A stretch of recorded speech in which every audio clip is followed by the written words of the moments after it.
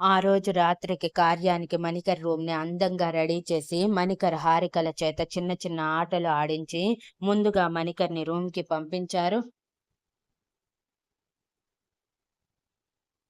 Manikar room మొత్తం మల్లెలు, సన్నజాజులతో అందంగా అలంకరించి, గోడలకి మాత్రం రెడ్ రోజెస్ స్టిక్ చేసి, బెడ్ మీద మల్లెపూలు, బంతిపూలు మొత్తం కలిపి హార్ట్ సింబల్ అందంగా రెడీ చేసి పెట్టారు.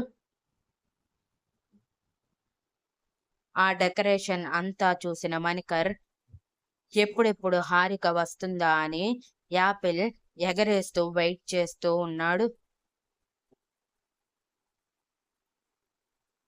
కింద మణికర్ వెళ్ళిపోగానే ఆడవాళ్ళు హారికకి జాగ్రత్తలు చెప్తూ ఉండగా పరిమళ గారు హారిక చేతిలో పాల గ్లాస్ పెట్టి, నా కొడుకుని డిసప్పాయింట్ చెయ్యకు, ఇద్దరూ సంతోషంగా కొత్త జీవితంలోకి అడుగు పెట్టండి అని చెప్పి ఆడంగులందరూ కలిసి హారికని మణికర్ రూమ్‌లోకి తోసి బయట నుంచి లాక్ చేసుకొని వెళ్ళిపోయారు.